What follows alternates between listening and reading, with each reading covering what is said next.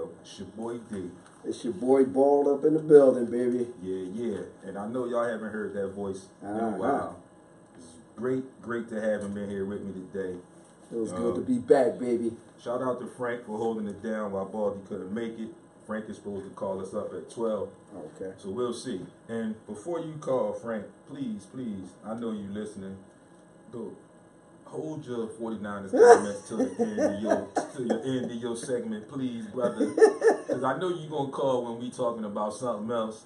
And I know you're a 49ers fan. I have no issues with that. I know you love your squad. I love the relationship that you have with your team. Just save your 49ers comments to the end of your segment, please, brother. That's all we ask. As always, like I mentioned a couple weeks ago, on Mondays, I will be doing your scores and updates live on air because I have a show. We here, so what better way to give you the updates than live on air? And then the rest of the week, I'll continue with doing them on social media. So, before we get to the scores, we got some news in sports. It's been reported that Odell Beckham Jr. is planning to hold out for a new deal. Saw that coming. Listen, I mean, I know this dude is a hell of an athlete, but you holding out for a new contract. So obviously you got some ties there, whatever, you want to stay there. But y'all in the basement. Y'all got a lot of confusion going on outside of your contract negotiations. Like, y'all uncertain with quarterback. I mean, y'all fired y'all coach, who benched Eli, who I am no Giants fan, but I thought that was total disrespect to bench Eli at that particular time. And, you know, y'all season, this past season was over on Halloween. So, what's going on with you holding out? Like, I don't know. You can hold out and be the highest paid, but y'all going to be in the basement. You're just going to be playing for stats. He got to hold out. I mean, he coming off of that injury.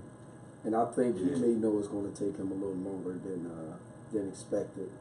So, I think they're going to try lowball him. And they probably will. You know, I mean, it's business. Right. And I mean, but like we said, what you expect? You really think they're going to come at you at market price or higher than market price when they already know that they in a rebuilding, remolding stage? Even though Eli is still there, you look at the rest of their roster, every starting wide receiver got hurt, so all of your receivers are coming off injury. So you're probably playing with whatever free agents you sign or rookie or very early in their career wide receivers with Eli. Your offensive line is a mess. One of the best corners you had, you cut, DRC, whatever reason that was for. You trade JPP, and once I saw that, when I saw that they traded JPP, I knew at that moment, as we say in the basketball world, the tanking was on. You know, you knew that then. Like I said, then they cut DRC, you know, then they trade JPP, and they trade him for draft picks. Not for no free agents, no other players or nothing, no younger players or whatever. Traded him for draft picks. So, you know, at that was the sign, the red flag, like, it's about time to start this thing over. I don't know, man. I mean, you know, you go from a team that was considered at the beginning of last year to possibly be not a favorite, but one out of the East. They were in the top 5, possibly top 3. Right. And to just see it all fall apart, and then see how the quarterback got treated. Right. And, you know, it just, when it's bad, it's bad. You know, it's just bad. Right now, to be a Giants fan, it's like, you're almost a Cleveland Browns fan. It's tough. It's bad. And you're in a division where it's being dominated by the Eagles. And the Cowboys are getting their franchise running back. He's coming back. So that pushes them further down the list. Absolutely.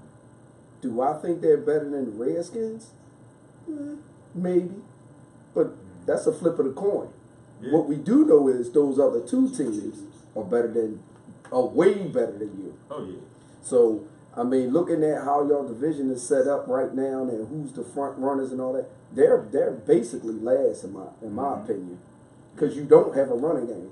No. You just got rid of your best defender on a, you know what I mean, on a line. So I mean, what's next? Already shaky defense, and it was already a shaky defense. So now what? You hoping through the draft that you can get some things? Hopefully. You know, the sad part is, you know, when you talk about that phrase, the bottom fell out or the bottom falls out. They like poster children for that phrase now, because they, you know, like I said, you talk about bottom falling out, and you talk about them in that reference, that's an understatement. Yeah, because they got hit like no other team has ever got hit out there. All across the board, all across the board. Like, you don't even know how Eli's going to respond. Absolutely. You have no idea how he's going to respond, and for their wide receiver core to get so depleted. And then for him and for Odell to have that, he had a major injury. Yeah. You know what I mean? Yeah. He had a major injury that, you know, guys do bounce back from, but it sometimes it takes a season. Yep. And they are definitely not where they were before that injury. And it just so happens you're on a contract year, my man. I mean, technically, your goods is at Save-A-Lot right now. Yeah. You know what I mean? Yeah. They are not trying to spend Whole Foods money on you. Not right on now. A Save-A-Lot product. No, not now. It can't work like that. It's not going to work like that. He knows that. He's been in the league long enough to know. He knows that. Work like That's why he's talking about he's going to hold out. Yeah, he knows that. Here's the funny part. If he holds out and sits out a season, well, maybe that's something you want to do to heal up the property. Now you in the poppy store. You done went from Save-A-Lot to the poppy store now.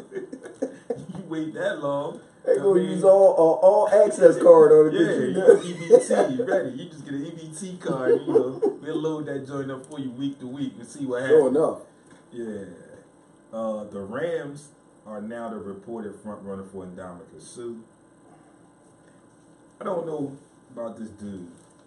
When rumors first came out that he was going to get released, or he was possibly going to be released, as they always do, he put out his list of teams that he might be interested in. And now that I'm seeing this, I'm thinking two things. And like, these are just my thoughts, people. I'm not saying this is what actually happened. These are just my thoughts. I think when he first realized that he was going to be released, the aura, the wave of the Eagles was still flowing, kind of heavy. So it's almost a no-brainer to throw them in the mix, just because they're the hot thing right now. And around the league, you know people in the league, so you knew that they had to make some moves to stay at the level they were. Some people will probably get released. Some people may have to renegotiate, things of that nature. Like I said, agents and all that, you hear that chit-chat around the league. So I'm thinking he knew a little bit of that. So I'm thinking that way, the wave was still heavy for him, putting them in on his list. And then the other teams, like the Rams, I'm thinking now, he started his career in Detroit, 4 seasons. You get some winter, you get some heavy snow, whatever in Detroit. He ended up going to Miami, got a taste of the warm climate constantly. Going to LA, I think the Rams enticed him as a young and upcoming team.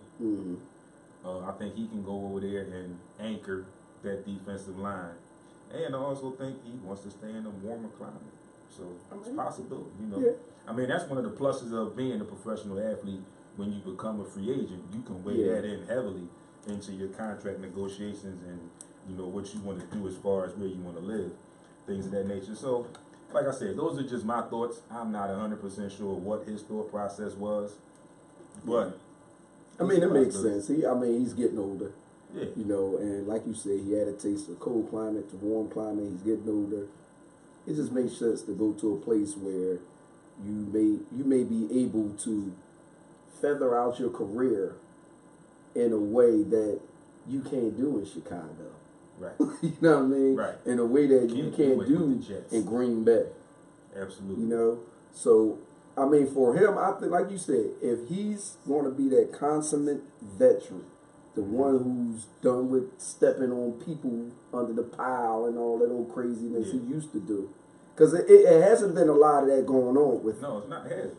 So, I mean, I think that for him, that would be a very good situation. It would make it rough on my Niners naturally, Right. because their defense is Gotta pretty see good. them twice a year. You know what I mean? Twice a year. So I mean, it's not a bad fit. It's not a bad fit for him. It would be a good way to kind of feather out, taper out his career, and it may prolong his career. It may.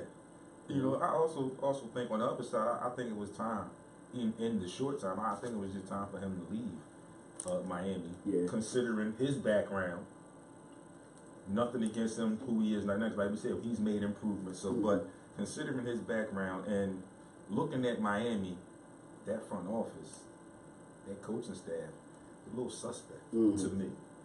Now, I mean, you had Ryan Tannehill, who unfortunately got hurt, but you go way over hanging on to that limb by a pinky and say, we gonna get Jay Cutler out the booth and give him $10 million because he knows my offense.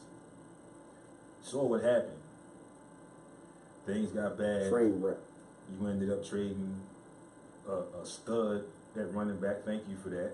We appreciate it. It's well appreciated. We thank you for that. You release. We still need to investigate that, though. Hey, man, listen. It could be Might be still under something going investigation. on there, man. There's got to be something going on down there because they moved Jarvis Landry, their top receiver. Now then Dominic Sue got released.